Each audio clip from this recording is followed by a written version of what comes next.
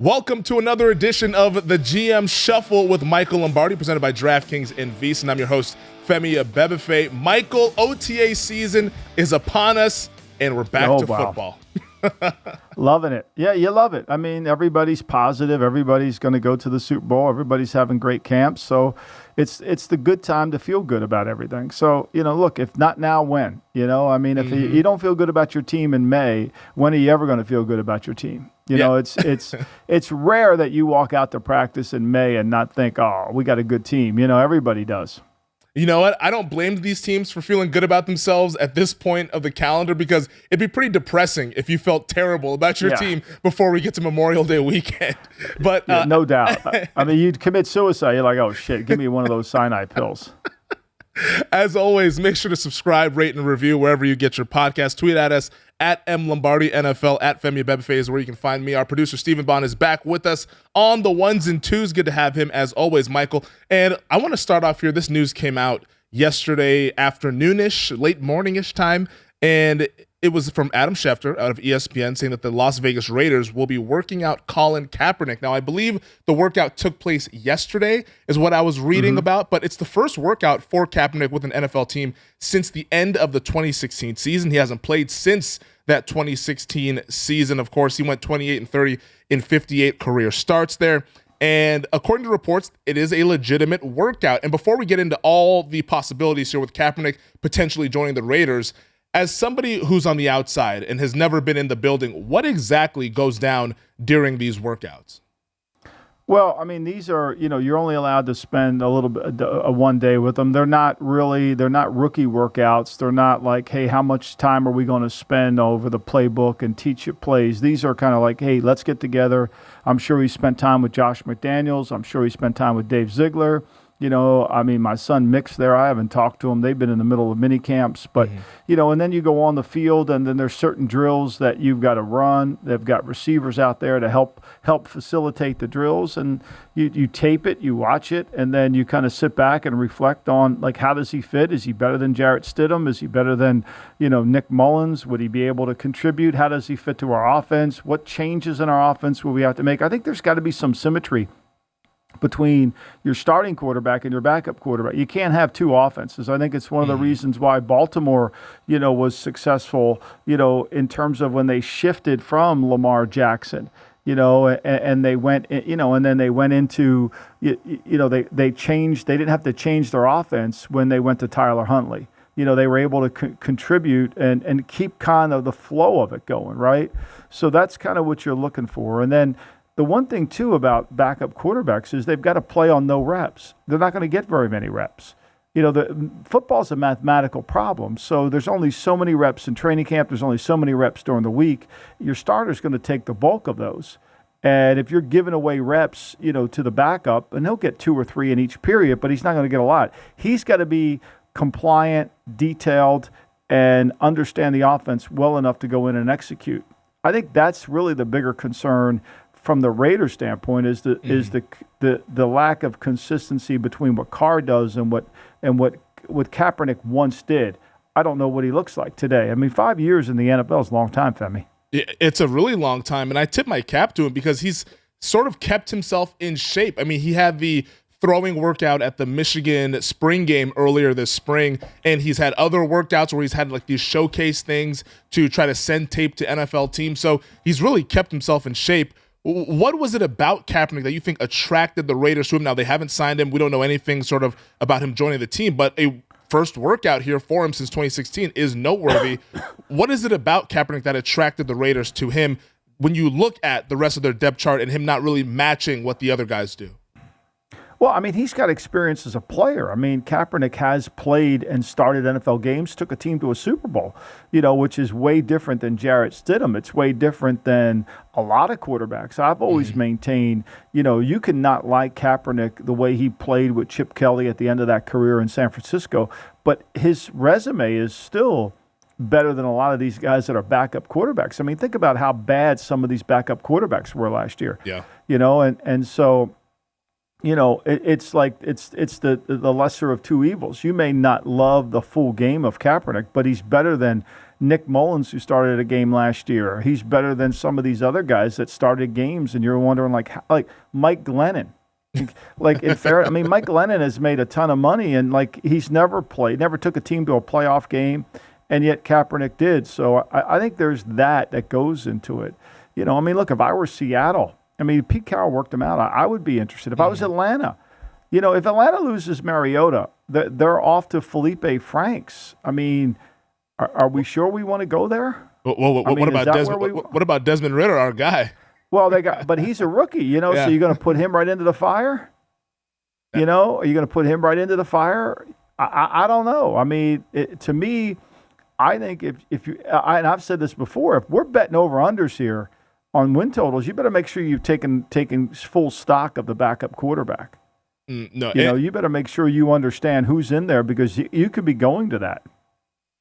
Yeah, no, it's a really important position there, and it can save your season, as we've seen it save seasons for these other teams. And when the news came out, I was interested to see, like, okay, what is the connection here? And NFL Network's Ian Rappaport made the connection, pointed it out, saying that your son, Mick Lombardi, the now offensive coordinator for the Las Vegas Raiders, worked with Kaepernick back when Kaepernick was in San Francisco. So there is a little bit of a connection. There's a familiarity there with Mick Lombardi, knowing the type of player and the type of person that Colin Kaepernick is. What do you think if he were to sign with the Raiders? Now, we're getting ahead of ourselves, but I just want to kind of kick it around with you. What do you think the role would be for Kaepernick? Would it be similar to what we saw with Mariota last year with Carr? I think it would be. I think it would be a little bit of a dimension to come in. Look, he could always run. You know, now, is he willing to run? Is he able to do that? What kind of shape is he in? All that I don't know. But, I mean, Mick has seen the best of Kaepernick when he was, you know, he throws that interception up in Seattle, Richard Sherman in the end zone. You know, that game, it kind of had a chance. They went into Green Bay the week before and won, and then he's seen the worst of Kaepernick, which was the Chip Kelly era, you know, and so he's seen both. And I mean, obviously, he's taken a team to playoff games and won playoff games. So, but you know, I do think there is a place in the NFL for a quarterback that can come in there, especially in the red zone, you know, that could come in and do some things. And I don't want to make it an RPO game. But I want to make it something where, you know, you feel like the kid could come in and do something on the short yardage, kind of run pass option, give you a chance to really have the opportunity to maybe make a big explosive play. And I think there is a time and place for that in the league. And I think if you have that, I think Mariota gave them a little bit of that. Now, it becomes a little bit problematic because you put the guy in and you just run the play for the guy, which isn't exactly what you want to do. Yeah. But at least it gives you some versatility with the offense to get that 1 yard, which you desperately need. Yeah. No, it's really fascinating to see if he were to get into the league, what kind of role he would take, because, like we mentioned, hasn't played since 2016. Now we're sitting in the year 2022, but the fact that he's kept himself in football shape is commendable. I want to ask you about some other guys who are keeping themselves in football shape, because it's OTA season, and this is the season where everybody's in the best shape of their life. Michael, I don't know about you. When was the last time you were in the best shape of your life? Is it right now, yesterday? I don't know. I mean, I was, you know, I mean, look, two things I know. Every time I've ever called a player, he's just coming back from a workout. It could have been 1 a.m. Hey, where you been? I just got back from a workout. Oh, really? What you do? You know, like, I've never called it's 1,000%. You call a player on the phone. Yeah, I just got done working out. You know, it's like never dinner. And it's like the off season. Yeah, I just got done. You know, I'm in the best shape of my life. We'll see. But I think, you know, one thing that Brady has done, I think, if you just pay a little bit of attention to the world you live in, is Brady has made all the other players, if they want to be great, have to be accountable for their bodies. I think it's pretty clear. I think, you know, when you just pay attention to the league, LeBron James spends $1 million on his body. Brady spends probably $2 million on his body. The attention to detail, the commitment that these players are making to these trainers, to their diet, to their nutrition, I think if you're not doing those things, you're falling behind. Yeah, no, the offseason is no longer a time to kick back and go on vacation. In the past, maybe training camp would have been the time for guys to get in shape. Now you got to be in shape year-round, because by training camp, we need you to hit the ground running. Otherwise, you can get injured. And I made a list of some guys who, over the last few days, I've been reading, who've been in the best shape of their lives here. Patriots quarterback Mac Jones, Jets quarterback Zach Wilson, Chargers quarterback Justin Herbert, Cowboys wide receiver CeeDee Lamb. He even grew half an inch. We'll get into that later. 49ers quarterback Trey Lance. When you look at these things, and Mac Jones, I want to start with him, because Yeah. During the draft process, people were talking about, oh, well, he doesn't look the best with his shirt off. He has a little bit of a belly fat. So maybe there could be something there with Mac Jones strengthening the core and coming in shredded in Pat's OTAs. Well, I think he's the perfect example. And I said this at the end of last year. He knew he had to get his body in shape. I mean, more than anything, he needed to take a giant step in training. And I think if you listen to his commentary, he did. He got serious about nutrition. He got serious about sleep. He got serious about training. You know, I mean, I don't know what was going on in Alabama, but clearly working on your body wasn't one of them. You know, so he got that. And hats off to him. We'll see if it translates. I think what the quarterbacks are telling us, whether it's Trey Lance, whether it's Justin Herbert, is you better be in shape to handle the pounding you're going to get. I mean, it's not 1950 pounding that we saw Unitas take, or we saw Sonny Jurgensen or some of those old-time quarterbacks get the crap beat out of them, but it's still legitimate pounding. And if your body can't handle it, it becomes a real issue. And I think these guys are saying, I need to do better. And I need to take a giant step forward in my training. And I think Brady has been the shining example of that. Look, the money's too great. Like, you know, Brady's playing it. I mean, Matt Ryan just turned 37 the other day. And if he can continue to play at a higher level, he's got 3 more years of earning power at significant money. So there's too much at stake to not. Yeah, no, Justin Herbert is a guy who's a big guy, but he even added muscle. Zach Wilson's the one to me that I've seen consistently over the last 3 weeks. All these photos of these comparisons of last year to this year, and he came in as a kind of smaller statured guy coming in from BYU, and he got hurt last year, so maybe that's added, this muscle will help him stay healthier this year, because when you look at the photos from OTAs from the Jets camp, he looks like a bigger guy. He looks like he's put on about 10 to 15 pounds. Right, and I mean, look, there's such high hopes for the Jets. I've never seen a team with more high hopes than the Jets. I mean, the head coach is talking about how much improved they're going to be, you know, and we're listening to, you know, we're much better. I know we're better. I mean, when you look at their numbers over the last year, it was disaster. They were 32 in a lot of areas, especially defensively. And so I think a lot of this is they've signed them. But, you know, when you look at the Jets in the last, I just was working on this, Femi. I mean, when you look at in the last 10 years, you know, in the last 5 years, the Jets have 22 wins and 59 losses. They're tied with the Giants for the worst record in the National Football League, 22 and 59. Meanwhile, in the last 10 years, they're 55 and 106. I mean, so, and the Giants are 61 and 100. I mean, the last 10 years of football in the New York metropolitan area has been a disaster. I mean, it's been a disaster. But think about this. The Jacksonville Jaguars in the last 10 years have won 42 games. 42 games. That hurts my last stomach. 10 years. I know. And like you look at teams like the Raiders. I mean, the Raiders and the Washington football team, they've only won 65 games. I mean, so there's these franchises that have really the last 10 years have been dormant. Yeah. That Zach Wilson. Can you imagine the Jaguars have won the Jaguars have won 3 more games than the Giants and the Jets in the last 5 years? That's incredible. Anytime you're behind the Jaguars in a win total over a span of 5 years, no doubt, you know you're doing something horrible. That is just not good. And maybe one of these New York teams pop. Everybody loved their drafts. The Jets and the Giants got rave reviews for what they did over the draft weekend. Maybe this is just the building block of what's to come, and we can get football back in the New York area or in the New Jersey area out there in the Meadowlands. Michael, I want to take a quick break here. On the other side, I want to ask you about some guys who did not show up to OTAs. This is the GM Shuffle with Michael Lombardi. You know, Michael, this time of the year, OTAs, the headlines, the big ones that come out of it are about the guys who don't even show up. Yeah. And OTAs are voluntary. Nothing's mandatory until the actual mini camp, which will be in the middle or late June action. But here is a list of guys who did not go to OTAs. Ravens quarterback Lamar Jackson, Cardinals quarterback Kyler Murray, Browns QB Baker Mayfield, but that's expected, 49ers wide receiver Deebo Samuel, and the Commanders wide receiver Terry McLaurin. I'm sure there's others who I'm missing, but let's work with that group there. And from Lamar's standpoint, it really interests me because this is the first time he's missed OTAs. He's a guy that usually likes to be around the team. He's the leader of that team, but he doesn't have a contract just yet. It feels like it's going to be academic, and the Ravens are eventually going to give him his money, but why are they making him wait on his money?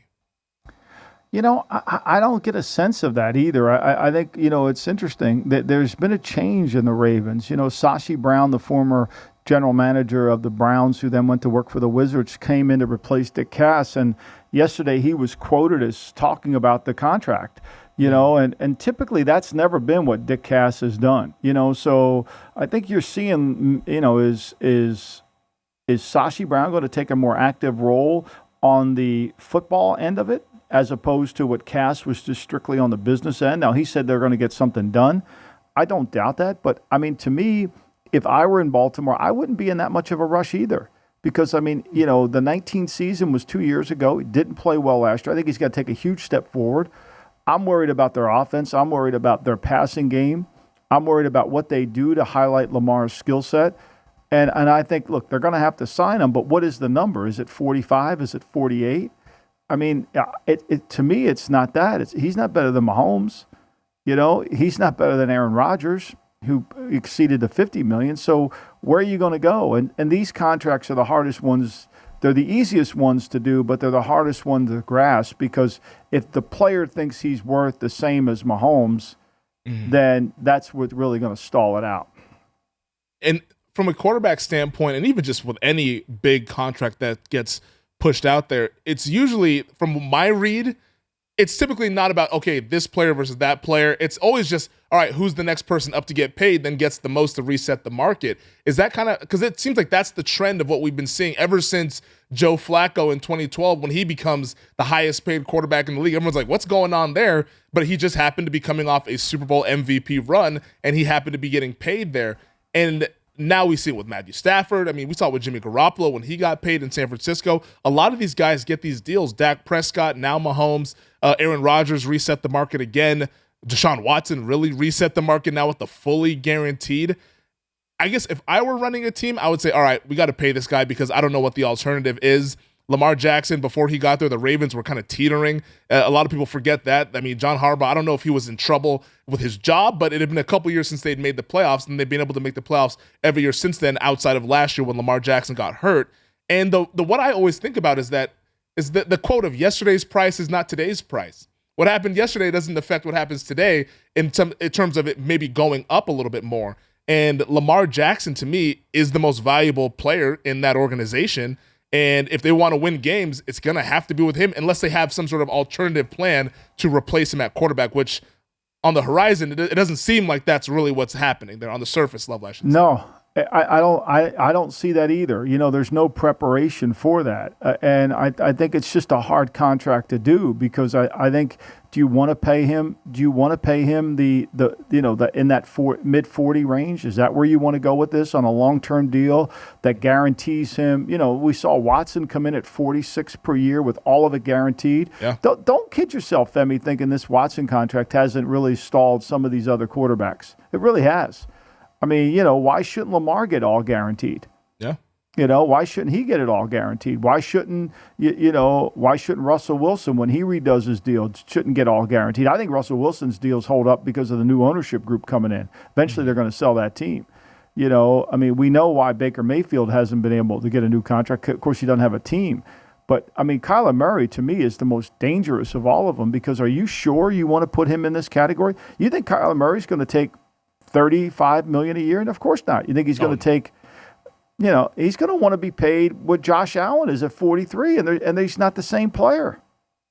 Yeah. I mean, I don't know. Steve Keim said we're going to get it done this summer. He's kind of nonchalant about it. But like if I were Steve Keim, I think it's the worst place I could be in football. I got a good player. I don't know if he's a great player. Can't stay healthy. Doesn't play well when he's hurt. I mean, he's played in almost all the games, but there's a variance we see clearly with Kyler Murray when he's healthy and when he's not. Yeah, that would scare me to death.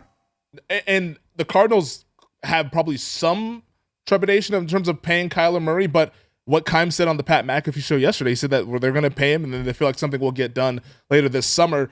That situation with Kyler's agent being Cliff's agent, the whole situation just seems weird to me, and I'm sure it'll get worked out, but Kyler has said he's not going to step foot on the football field until he gets that new contract. And if you're the Cardinals, once again, my question is, what is the alternative if you don't pay Kyler Murray? Am I comfortable paying Kyler Murray $45 million a year? No, but do I have to?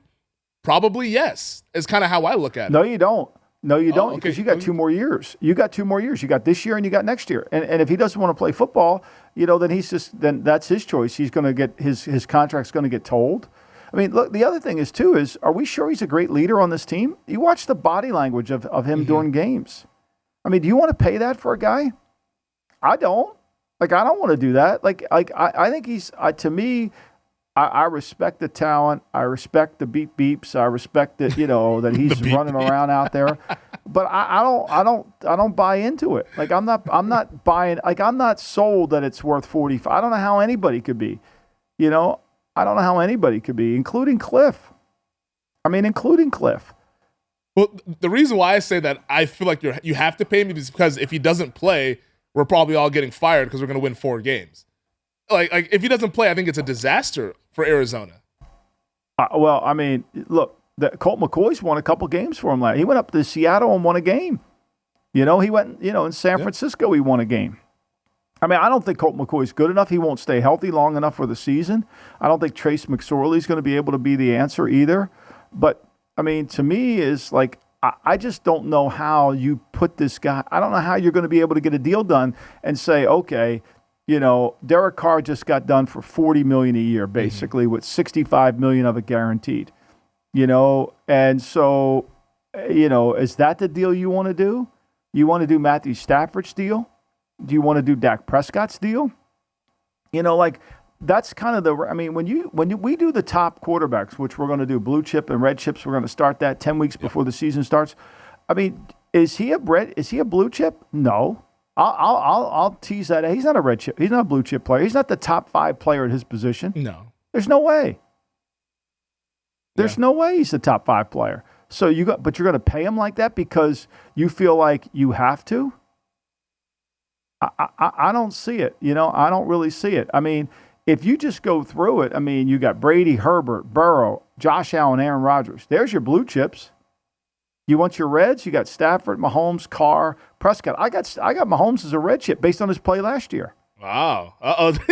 Don't give away the goods, Michael. Don't give away the goods. But you got to look at the numbers, right? Yeah. And so like we'll kick this, but I mean that's the reality. I mean, tell me who should be the next guy. Is it based on the numbers, based on all the things? I mean, like where is this all coming from? Yeah, and Kyler, I've always been a Kyler believer just because I believe in the talent, but the durability concerns that you outline are very fair.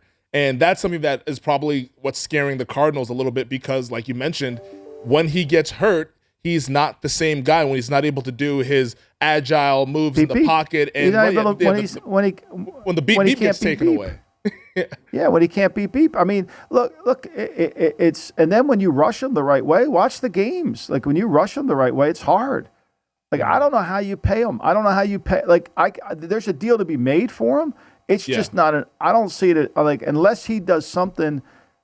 Why do you think? Let's work backwards on this. Why do you think he's demanding a deal now? Because he wants his money. He wants security. It's a little bit like why did Rich Strike not run the Derby? The Preakness, because they know this is the highest level Rich Strike's ever had in terms of breeding fees. And if he loses and finishes in 8th place in an 8th race in the Preakness, those fees come down. If Murray's the same thing, he wants to get paid and then pay for on the come, not pay for what I've done.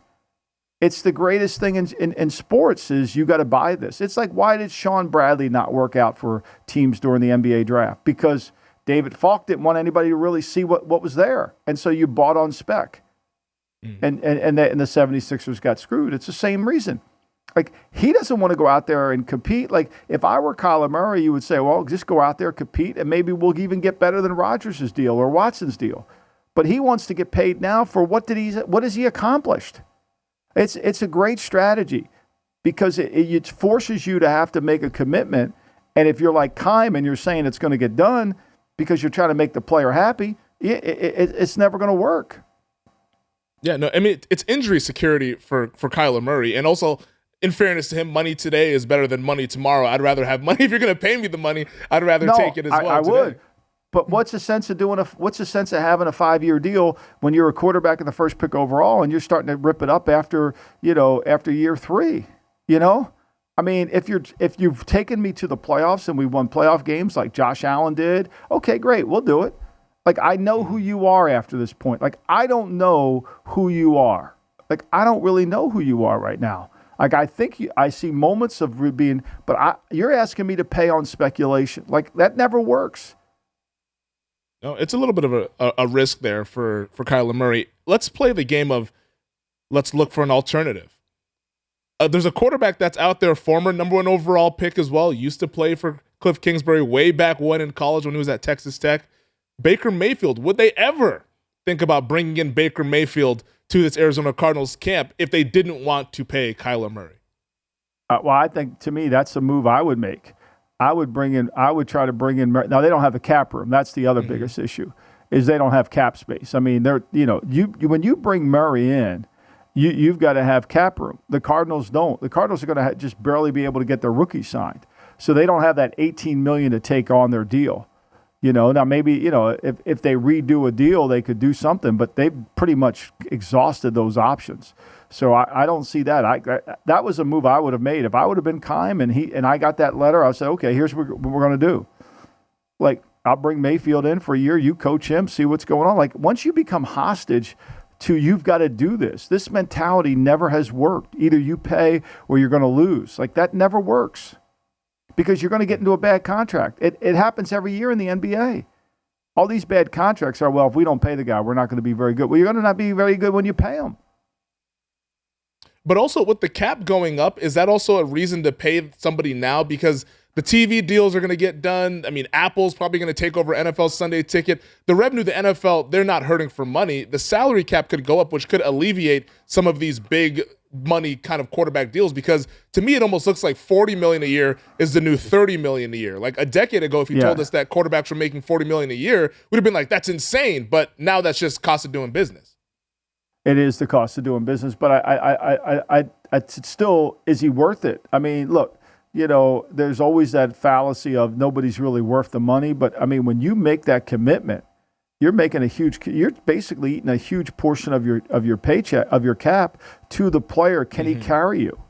Is he going to be able to carry you through it? And are you going to feel comfortable that he can play great for 17 games? I don't have the answer to that. Like, I think there's moments where, and this is what happens with a lot of guys that flash. When you see the flashes, you fall in love.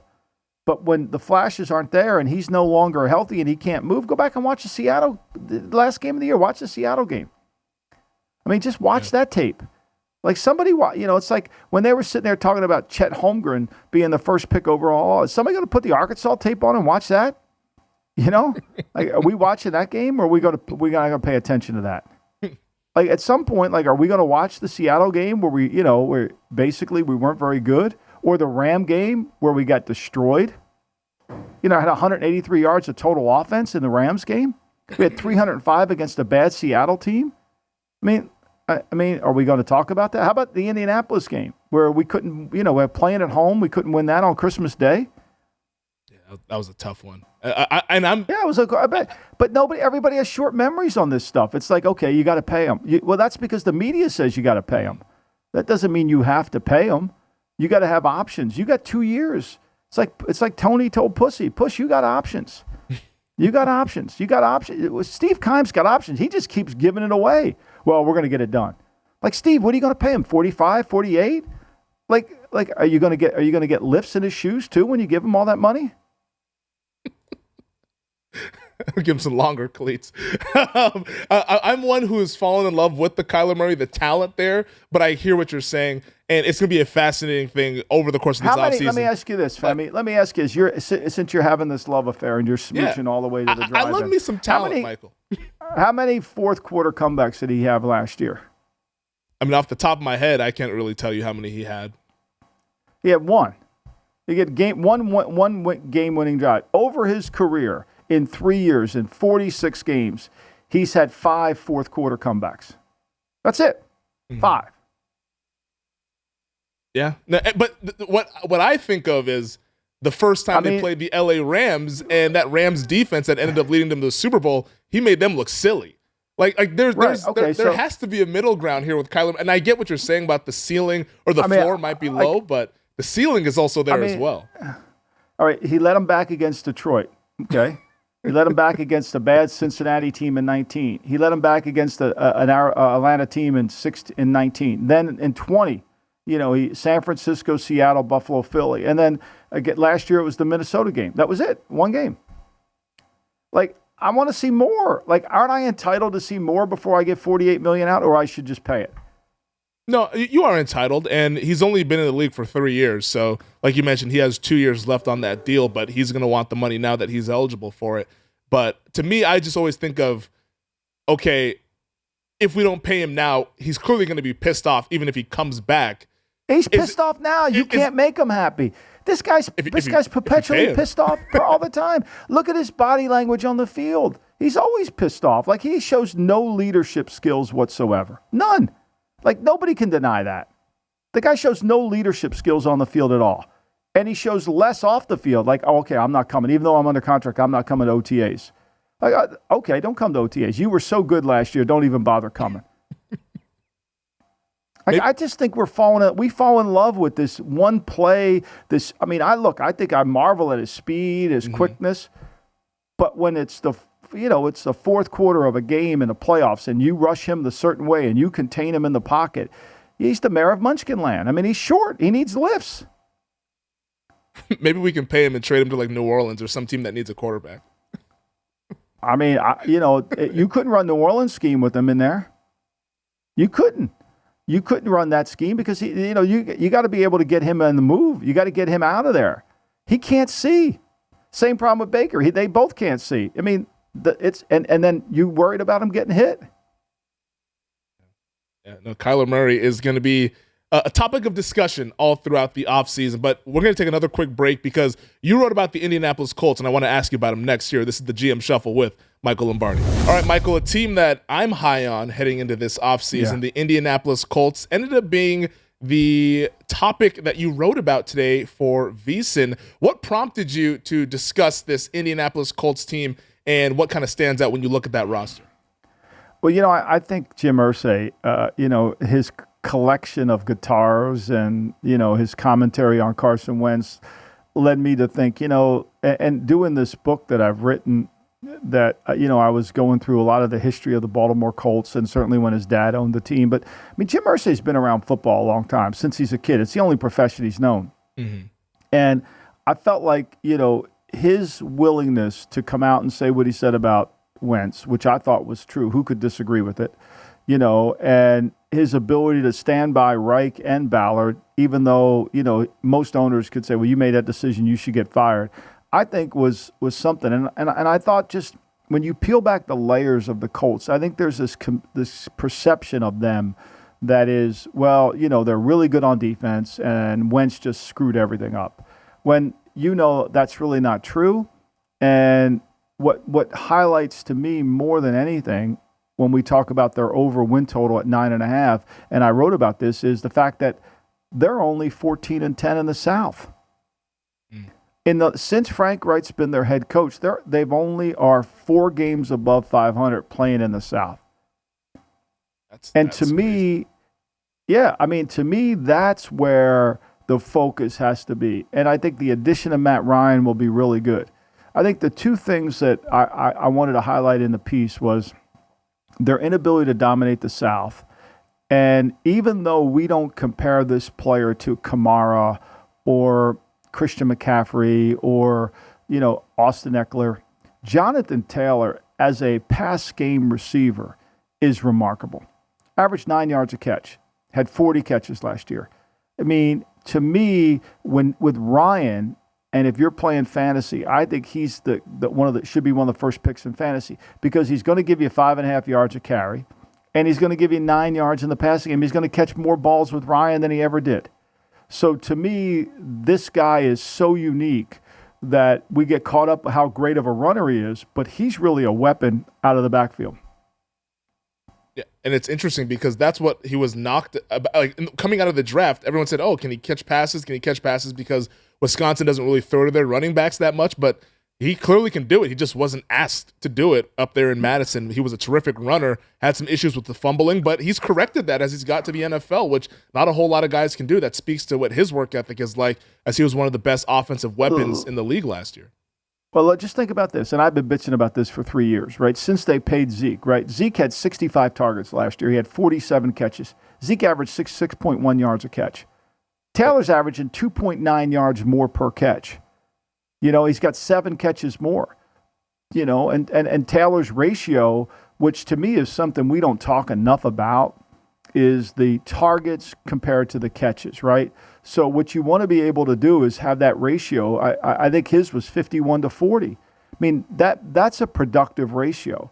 It's a little bit like at bats. If you're getting too many at bats and you're not getting hits, your percentage goes down, right? Well, if you're getting a lot of targets and you're not getting enough catches, something's wrong with the offense, right? It's either you're not making the play, you're dropping the ball, or something's going on. Whereas I think when you look at this guy, I mean, last year he got 51 looks.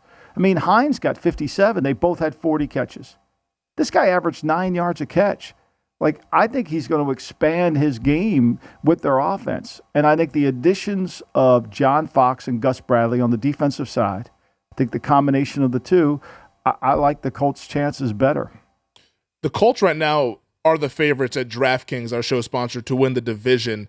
They added Matt Ryan. You mentioned the new defensive coordinator there, Gus Bradley, in Matt Eberflus out in the Windy City in Chicago to take over the Bears. Do you think that's justified as the Colts? Because you mentioned 14-10 under Frank Reich against the AFC South, but here they are as a team that's expected to win this division. Do you agree with that?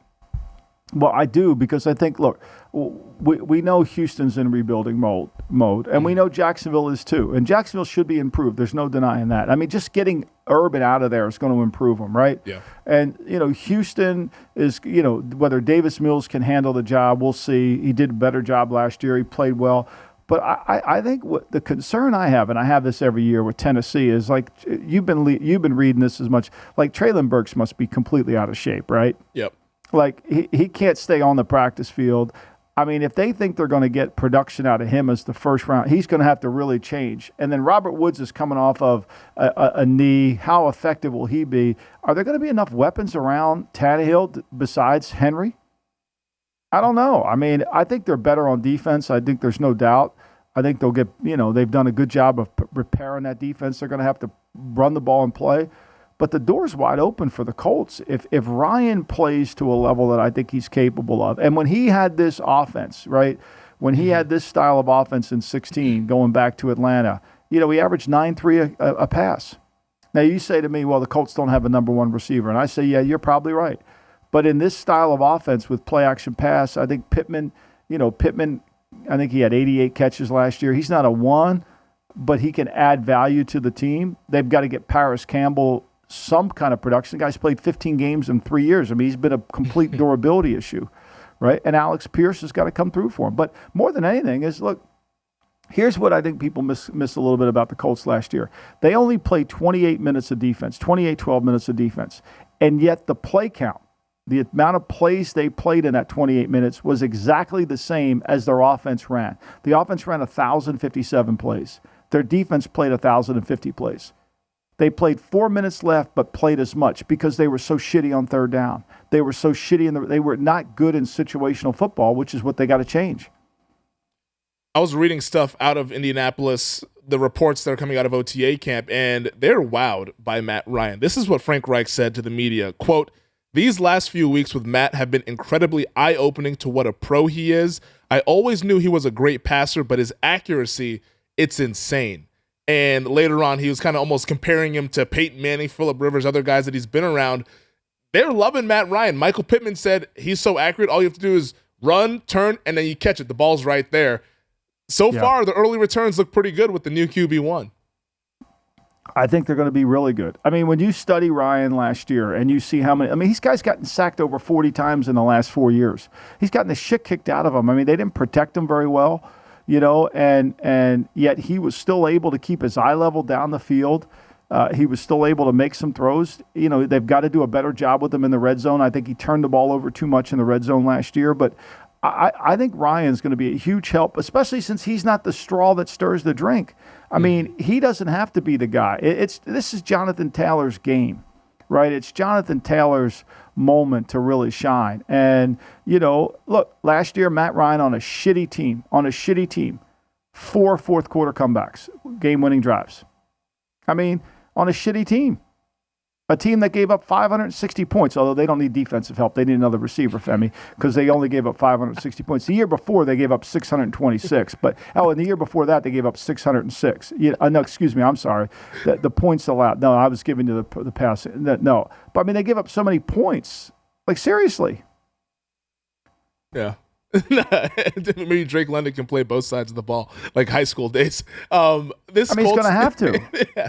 This Colts team, though, I'm really high on them. I mean, when they traded for Matt Ryan, I bet them to win the Super Bowl just because of the path, like you mentioned, with the AFC South. Now, I don't want to disrespect Tennessee because every year we disrespect Mike Vrabel and his Tennessee Titans, and every year there they are in the playoffs. They're tough, they're physical, they're always a smart team, and they play situational football, like you mentioned. But I think that the Colts, if all goes well, if they're able to stay healthy, especially Jonathan Taylor, that's a guy who had a big workload in 2021. If he can stay healthy again in 2022, this team should be that 10-11 win caliber team, which in 2022 might be good enough to win that division there. If they can beat the Jaguars in Jacksonville, if they can, they got to go 6-0 or 5-1 in the division. I mean, that's inexcusable. If they don't do that, and they got the NFC East, if they go 5-1 and they go through the NFC East at 3-1, right? So now they're 8-2. They played 10 games. They got 7 games to win 2 more games. I mean, that's really doable. That's doable, but it hasn't happened. When you're 14, like everybody talks about the South being shitty, and it is, but when you're 14-10.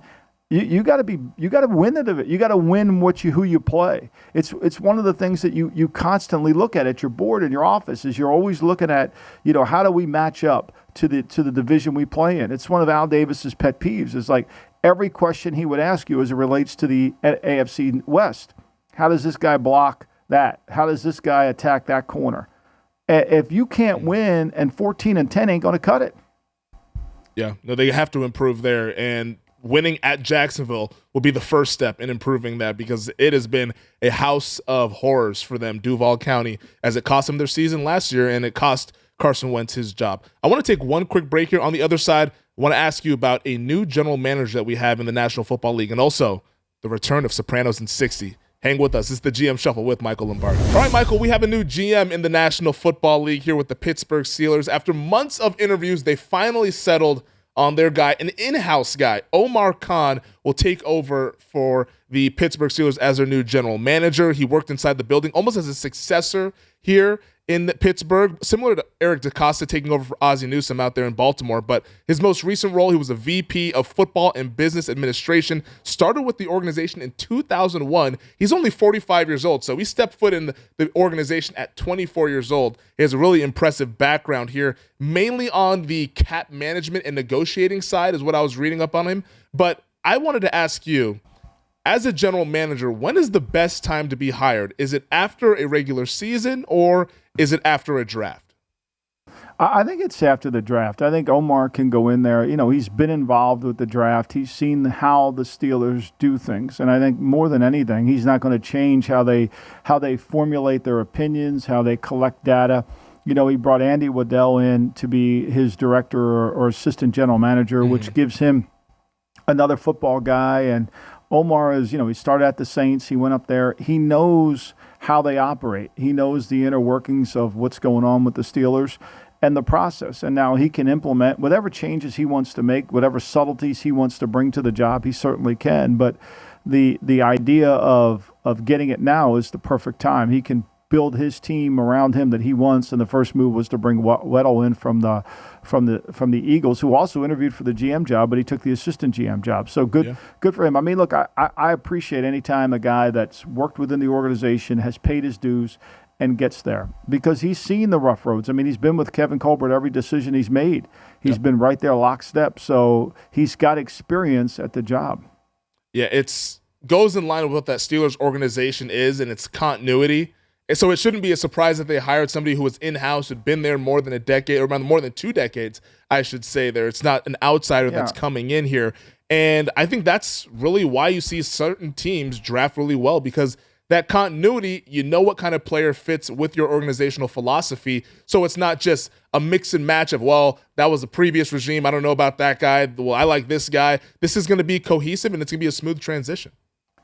I think it really goes back to 1969, the Orange Bowl, when Penn State was playing Kansas, believe it or not, in an Orange Bowl. Kansas, I think, was either undefeated or had one loss. John Riggins was the running back, and Penn State was on the last drive of the game, and they failed to convert the 2-point play. They went for 2 to win the Orange Bowl. They didn't get it.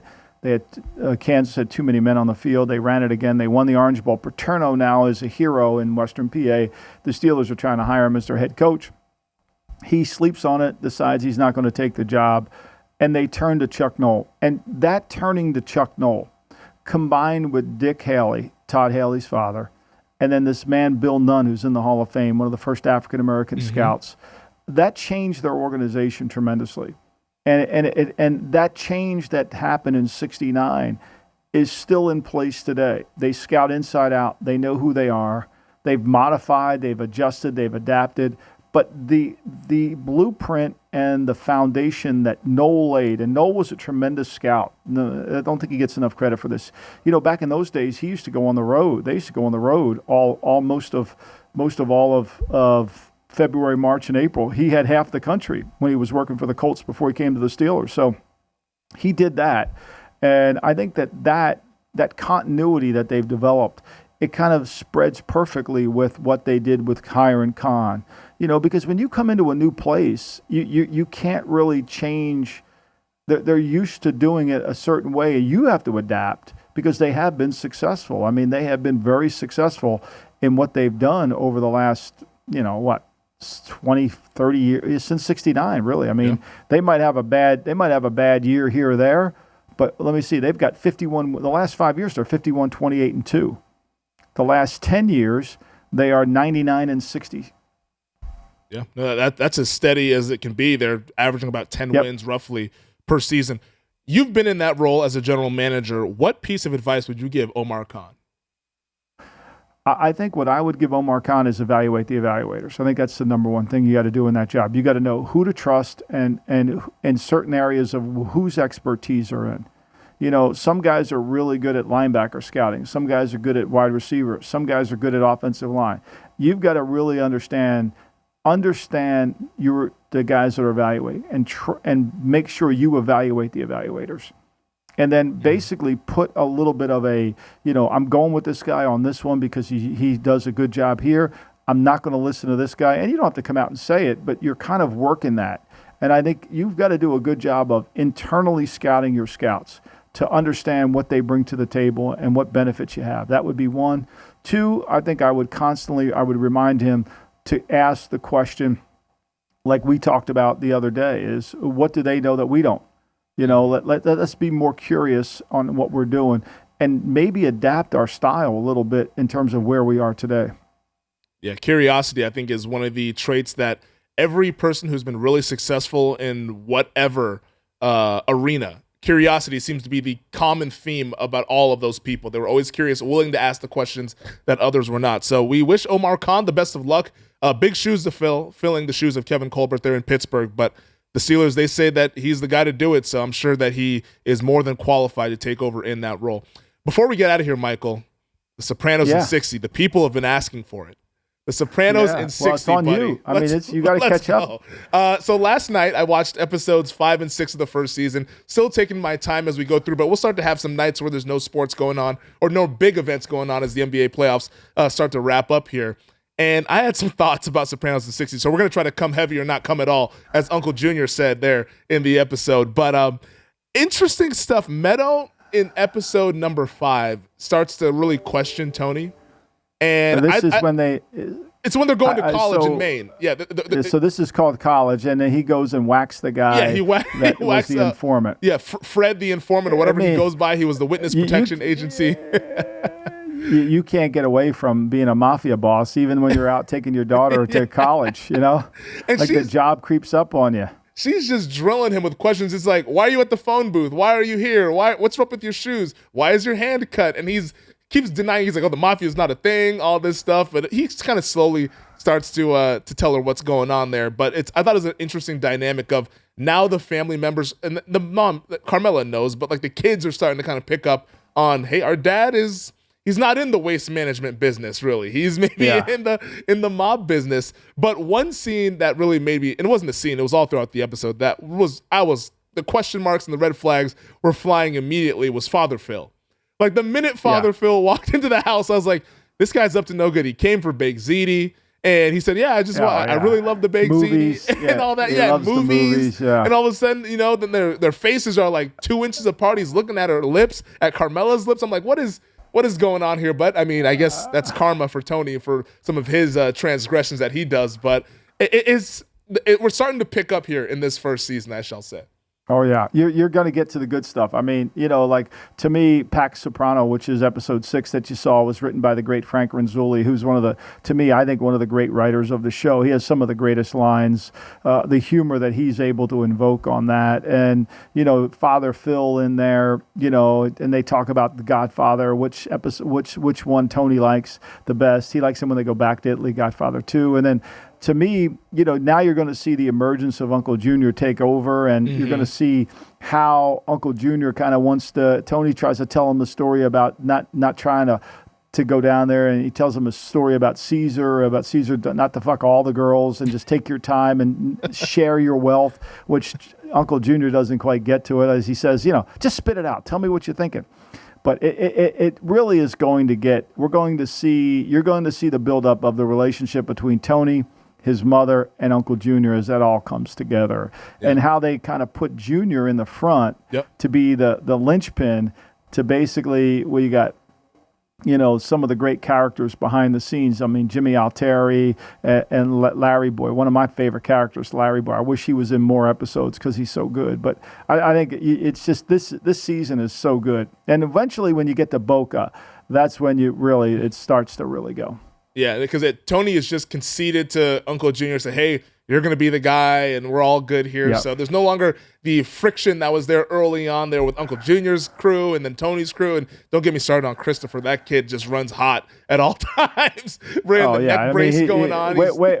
If you're annoyed by him, wait till you get to AJ by season 5. I mean, he's like, what the fuck is this guy doing? But I love that scene where Tony comes into that diner. I tried to find that diner one day. It doesn't exist anymore. But, I've driven trying to find that. And Junior's in there. And when Tony leans him forward and I got to show, and they make the deal when he whispers in his ear, Tony ends up getting the Bloomfield's gambling operation, which ends up, that story continues on through. So it's brilliant, Femi, how they tied it all together. And it's going to go through 7 seasons of being tied together. Yeah. No, and I'm really excited to get on this journey. Now that we're into the summer months, it's really hot out here, so it's going to be a lot of staying inside and cranking that air conditioning, and it'll be the perfect viewing experience for I know. I mean, I know. I told my grandson's here. He's been here for the month, and he's like, the other day he was out playing at the playground. It's too hot.